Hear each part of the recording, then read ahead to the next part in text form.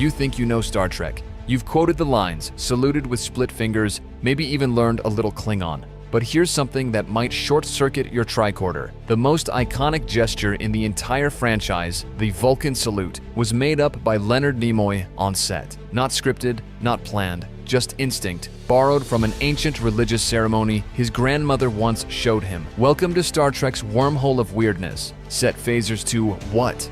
15 mind-blowing facts about Star Trek you didn't know. 1. The Vulcan salute was a last-minute improv. It wasn't in the script. There was no studio memo, no concept art. Leonard Nimoy, playing Spock with a kind of icy internal poetry, pulled it out of memory. A childhood memory, to be exact, a Jewish blessing seen during high holiday services. The hand gesture, a split-fingered V, was part of a Kahanic benediction meant never to be watched directly. Nimoy peeked once as a child and never forgot it. When the script called for Spock to greet others on Vulcan in a traditional manner, Nimoy didn't ask for direction. He offered the salute. Directors paused, intrigued. No one understood the spiritual undercurrent, just that it looked right. And just like that, an improvised, sacred ritual transformed into a galactic greeting. It's not just iconic, it's ghosted with Nimoy's real-life reverence, passed quietly from Earth's old religions into the farthest reaches of fiction. 2. Uhura's name doesn't actually mean freedom. The myth is everywhere. Uhura means freedom in Swahili, a poetic symmetry for one of television's first prominent black female characters. But it's not quite true. Nichelle Nichols had been reading a book titled Uhuru, the Swahili word for freedom, when Gene Roddenberry noticed the cover and asked about it. He loved the sound, the symbolism, but the name Uhura doesn't exist in Swahili. It's a made-up derivative, molded to sound like something African, but tailored for Starfleet linguistics. That accidental ambiguity became a stealth metaphor. Uhura, linguist and communications officer, born from a linguistic half-truth. There's irony in it. She translated alien dialects fluently, but her own name was a fiction. And yet, it worked. An elegant ruse befitting a character whose very presence defied cultural gravity. She didn't need her name to mean freedom. She was freedom, sitting at the bridge in 1966, rewriting who gets to sit there. 3. The original Klingons had no forehead ridges. You picture them now, deep-set eyes under ridged brows, snarling threats in guttural Klingonese. But the original Klingons from the original series, just angry dudes with bronzer and Fu Manchu mustaches. Budget constraints meant makeup had to stay minimal, and the producers didn't expect Klingons to last past one episode. So they looked vaguely swarthy, coded Cold War villains standing in for Russians or Mongols. But fans noticed. When Star Trek: The Motion Picture finally debuted in 1979, Klingons were reborn with ridged foreheads and metallic armor. It wasn't just a design upgrade, it was myth-making. Later, Deep Space Nine and Enterprise would retrofit the lore. A genetic mutation, a viral plague, a temporary evolution. But the real reason? Money and hindsight. The Klingons got their menace late, but they wore it so well, we all forgot they ever looked like soap opera warlords in Halloween makeup. 4. Bones' southern accent was never in the script. Dr. Leonard Bones McCoy didn't walk onto the set with a drawl. It wasn't written. There were no lines marked Southern accent in any draft. DeForest Kelley just did it. Born in Georgia, he carried the cadence naturally, and rather than sanding it down, he leaned in. The result? An instantly textured character, gruff, heartfelt, and perpetually 2 drinks away from an existential crisis. His accent wasn't about geography, it was emotional shorthand. In a universe of alien tongues and emotionless Vulcans, McCoy's voice was gravity, human, warm, pissed off. His "damn it, Jims" weren't catchphrases, they were soul static, and they grounded the bridge. He wasn't just Starfleet's doctor, he was its conscience. All because DeForest Kelley trusted his gut and let his southern roots speak for themselves. The Enterprise was almost scrapped for looking too weird. Before the USS Enterprise became the flagship of nerd dreams and NASA nicknames, it almost got shelved. The original model was handed in by artist Walter Matt Jeffries, and producers balked. It was too flat, too saucer heavy, too weird. At least to the studio suits. Jeffries, who had never designed a spaceship before, deliberately removed visible rockets and wings. He figured if this was the future, it wouldn't fly like a plane or a rocket. It would glide like a concept. Gene Roddenberry had his back, barely. They adjusted the angles, lit it differently, changed the camera lens, and suddenly the Enterprise clicked. That odd shape, it became timeless. The saucer section wasn't too big, it was a halo. The nacelles weren't awkward, they were warp geometry incarnate. Jefferies had created a cathedral, not a fighter jet, and the world finally saw it. 6. The trouble with tribbles was a throwaway joke. They were fluff. Literally, the tribbles were barely more than fabric and purring sound effects, tossed in as a lighthearted break from the usual phasers and politics formula. The script for The Trouble with Tribbles began as a gag, writer David Gerrold's attempt at comic relief, never meant to become iconic. Producers were hesitant. Roddenberry wasn't thrilled, but the audience, they loved it. Tribbles became an instant metaphor for overpopulation, ecological imbalance, even Cold War paranoia. They were adorable but destructive, charming but dangerously multiplying. That's the genius. Soft satire wrapped in synthetic fur. No lines, no costumes, just a squeaky prop that disrupted a war between Klingons and humans more effectively than any photon torpedo. They weren't just cute, they were weaponized cuteness, a cosmic joke that somehow became canon. 7. The warp engine sound was a vinyl record accident. The thrum of warp drive, deep, rhythmic, unmistakable, is seared into every Trekkie's brain. But it wasn't engineered. It wasn't even intentional. The iconic warp engine sound came from a sound technician dragging a weight across a vinyl record, not metaphorically, literally. Frustrated with the lack of space noise, they looped the scrape, filtered it through primitive tech, and layered ambient tones over it. Suddenly, it sounded like a living pulse, like the ship was breathing. Roddenberry loved it. That warp sound wasn't just audio, it was identity. Every time the Enterprise kicked into high gear, you heard that heartbeat under the stars. A techno hiccup from an analog accident. No expensive synths, no NASA blueprints, just a record, a scrape, and the desperation of someone trying to make space feel alive. 8. Spock's death was a bargaining chip. When Star Trek II: The Wrath of Khan was being scripted, Leonard Nimoy had one condition for returning. Spock had to die. Not in a blaze of glory, just a quiet, logical sacrifice. He was ready to move on. The studio agreed. The script was written. The death scene, raw, emotional, crystalline with melancholy, was shot. But then something unexpected happened. Test audiences lost it. Fans wrote angry letters before the film was even finished. So the studio panicked and tacked on a final shot, Spock's casket resting on Genesis, a hint he might return. And guess what? It worked. The death felt permanent until it wasn't. Nimoy changed his mind, and Star Trek III: The Search for Spock was born. What started as an actor's exit clause became one of the most gut-punching character deaths in sci-fi, and one of its most satisfying resurrections. 9. Kirk's hair had a secret weapon. Mayonnaise Shatner's hair, thick, heroic, unfazed by warp turbulence, was its own special effect. But here's the greasy truth. In the original series, that perfect coif was often held in place by mayonnaise, not a special Hollywood gel, not some futuristic styling foam. Real, oily, pantry-stored mayo. Why? Budget cuts. Production was tight, and Shatner was famously particular about his appearance. When the usual products ran out or didn't hold up under the studio lights, one of the stylists reached for an old-school pageant trick. It worked, the lights bounced right, the hair held strong, and no one noticed until someone sniffed too close. Shatner laughed it off, but the story stuck. Captain Kirk's confidence might have come from the script, but that sheen, straight out of a sandwich spread. 10. Starfleet's Delta badge was borrowed from Mutu Aviation, that crisp, forward-thrusting Delta badge on Starfleet uniforms. It wasn't born in a design lab. It was lifted, almost note for note, from a World War II pilot insignia. Military history geeks spotted it instantly. The arrowhead mirrored naval aviation pins from the 1940s, symbols of air superiority and technological edge. Gene Roddenberry, a veteran himself, wasn't subtle about it. Starfleet was his idealized military, disciplined, exploratory, non-imperial. But the uniform still whispered war. The Delta wasn't just a badge, it was a rebrand. A call sign for a peacekeeping armada that looked suspiciously like a navy. Over time, that arrowhead evolved into a cultural marker. Tattoos, patches, emojis, all from a symbol scavenged from Earth's most violent century, now stitched onto the lapels of humanity's best future. Irony? Maybe. Or maybe it's just legacy, warped forward.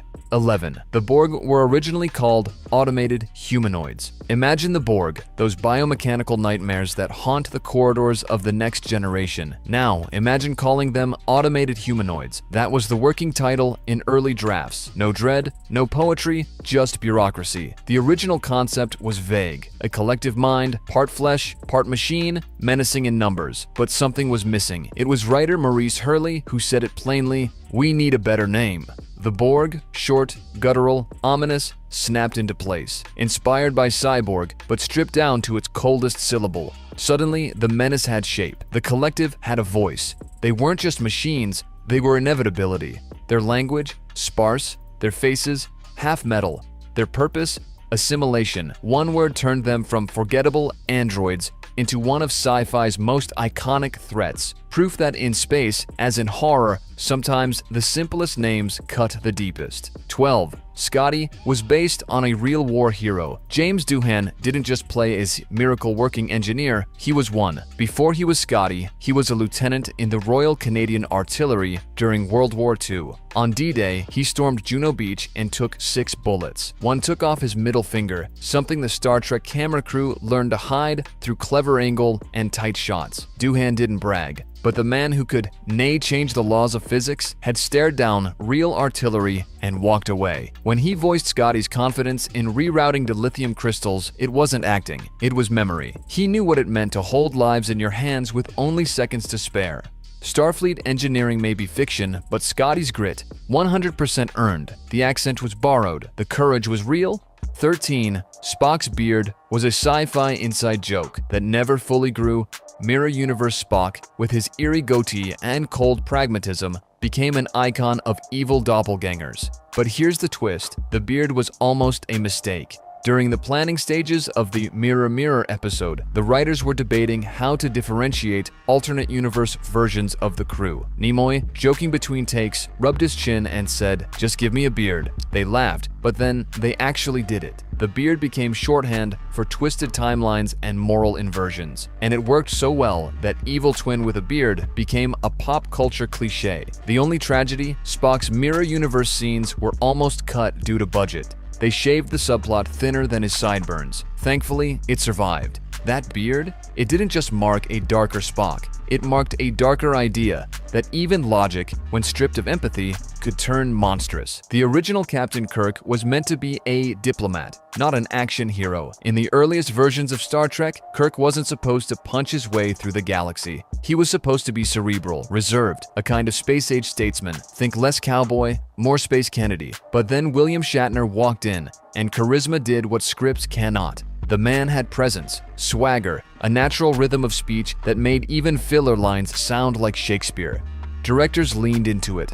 Suddenly, Kirk was leaping into fights, betting aliens, gambling with gods. The diplomat became the daredevil. Roddenberry didn't fight it. He adapted, and history followed. But buried in those early drafts is an alternate Kirk, quiet, political, patient, the one we never met, the one we might have needed. 15. Leonard Nimoy nearly quit because of typecasting. By the end of the original series, Leonard Nimoy was suffocating. Spock had become more than a role. It was a cage. He couldn't get cast in anything else. Directors only saw the ears. He wrote an autobiography called I Am Not Spock. It caused uproar. Fans thought he was betraying them. But Nimoy wasn't ungrateful, he was overwhelmed. The pressure to embody an idealized alien, one who never cracked, never failed, never felt, was burning him out. Years later, he published another book, I Am Spock. Not a retraction, a reconciliation. He had made peace with the character, with the legacy, with the weight. And in doing so, he gave us one final performance in The Wrath of Khan that bled with that acceptance. That's why his death scene hits like it does. Not just because Spock dies, but because Nimoy let him live one last time. So now you know. The split-finger salute was sacred. The warp drive throbbed from vinyl. Kirk ran on charisma and condiments, and buried beneath all that futurism, beards, badges, and Borg, were human instincts, improvement in security, laughter in the writer's room, pain hidden under prosthetics. Star Trek was never really about the stars. It was about us, our flaws, our fights, our ferocious hope that we'll make it past this century with our humanity intact. Next time you hear that warp engine hum, remember, it was scratched out of silence by hand. Like all the best stories, live long, prosper, and keep looking sideways at the things you thought you knew. Program has been activated. I think it's reconfiguring the tricorder. The bridge is yours. You thought you knew everything. You saw the Vulcan salute's sacred roots. You laughed at Kirk's mayonnaise pompadour and flinched at the truth behind those ridged Klingon brows. But that was only part one. The stars, it turns out, still have secrets. Welcome to part 2 of Star Trek. 9 mind-blowing facts you didn't know. A deeper warp into the cosmic backstage of the most human sci-fi franchise ever made. These are not recycled trivia or dusty convention anecdotes. These are the stories too strange for press kits, too personal for press tours, accidents turned into canon, paint fumes passed off as stardust, pocketless uniforms, and Cold War babble passed off as language. It's not just new, it's raw, ridiculous, and real, because Star Trek wasn't built on perfection. It was held together with tape, faith, and just enough polyester to keep the future believable. Here are 9 new mind-blowing facts you didn't know about Star Trek. 1. Spock's Vulcan death grip originated from a push-up mistake. There was no memo, no choreography, no plan. Just Leonard Nimoy misjudging his balance while blocking a scene in the episode Arena. He reached down, pushed too hard, and accidentally pinned his scene partner awkwardly to the ground. The director paused, then laughed. It looked deliberate, it looked lethal, and it gave birth to one of Star Trek's weirdest inventions, the Vulcan death grip.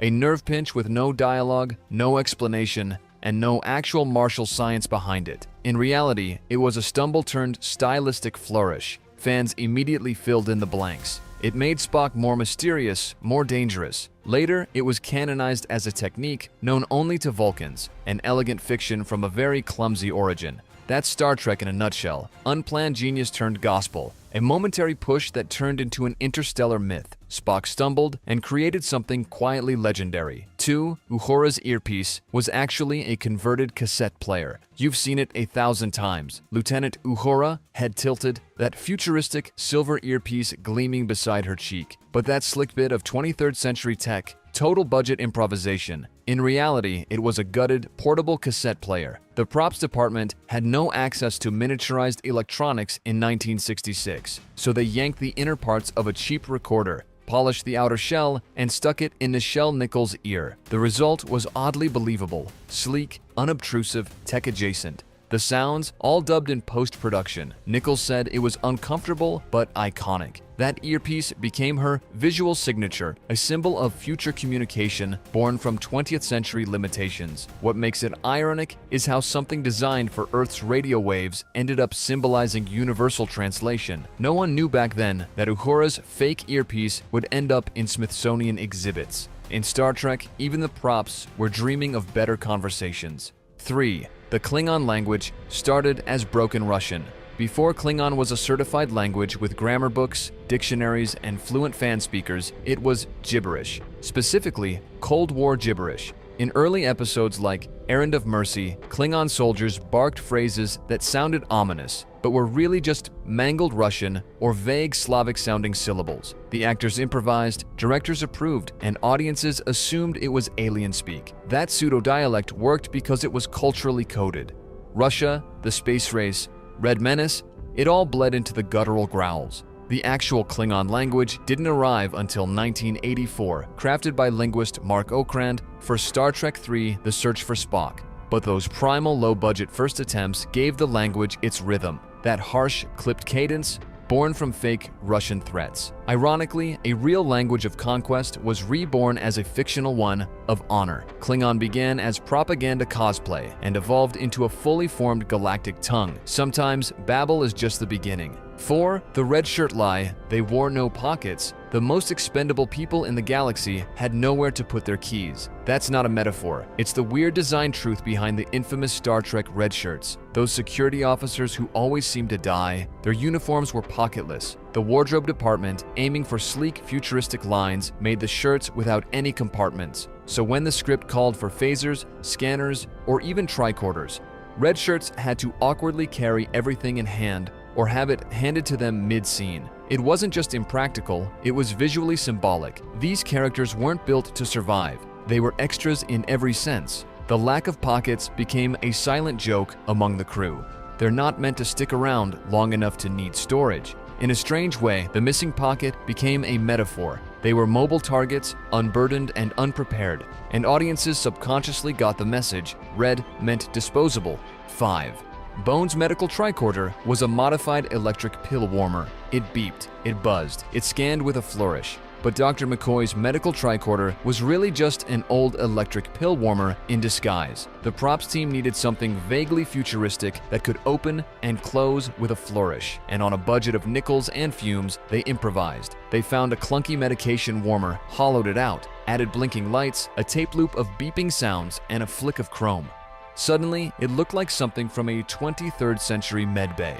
DeForest Kelley treated it like gospel, waving it over patients with the gravitas of a space-age healer. But under the sci-fi shimmer, pure earthbound scavenging. That's the Star Trek aesthetic, make magic out of medical surplus.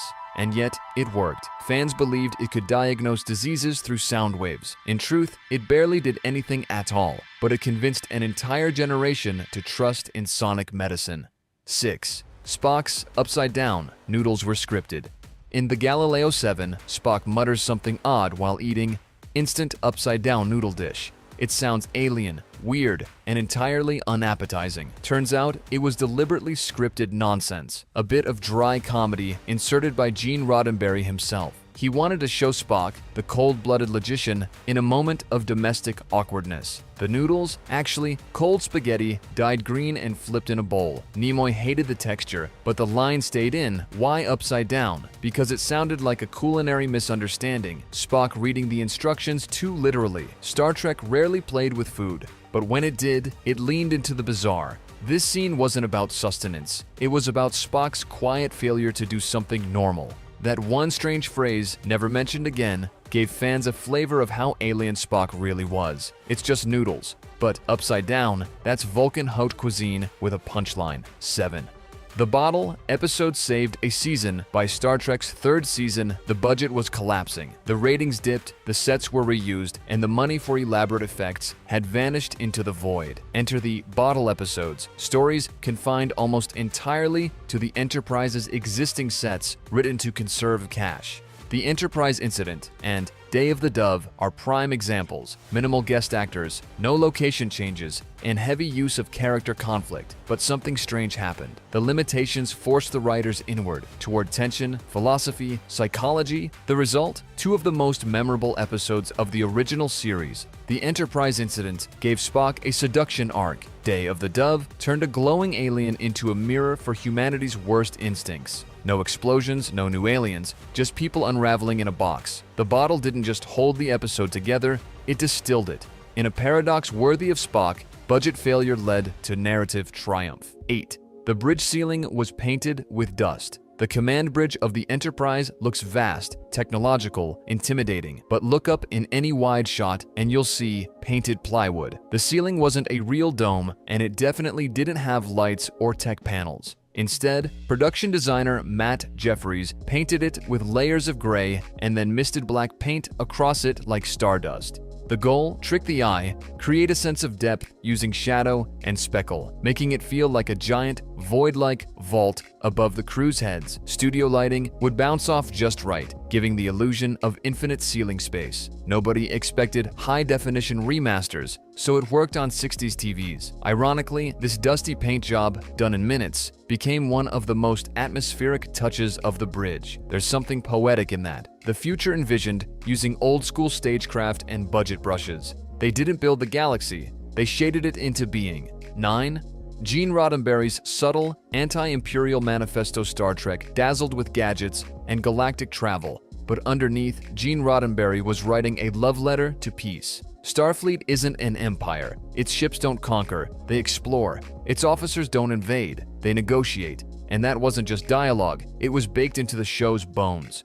Look closer. The Enterprise looks like a saucer, not a battleship. Its missions are diplomatic. Its conflicts are ethical. Roddenberry, a World War II pilot turned idealist, used the Federation as a subtle rebuke to American militarism. Even the iconic Prime Directive, non-interference in alien cultures, was an anti-colonial stance in disguise. During the height of the Vietnam War, this was radical. The bridge was integrated, the future was diverse, and peace wasn't weakness. It was policy. In a decade, drunk on Cold War anxiety, Star Trek whispered another way. Its phasers might have stunned, but its message hit harder. The future, Roddenberry said, belongs to cooperation, not conquest. So here we are again, peeking behind the transporter curtain, only to find cassette players, pill warmers, and diplomatic manifestos stitched into velour. What started as a low-budget space drama turned out to be a blueprint for dreaming big under impossible constraints. If Part 1 revealed the myths, Part 2 showed you the machinery, the accidental pushes, the painted ceilings, the moral compass baked into every design choice. Star Trek's weirdest truths weren't born in the stars. They were born in human error,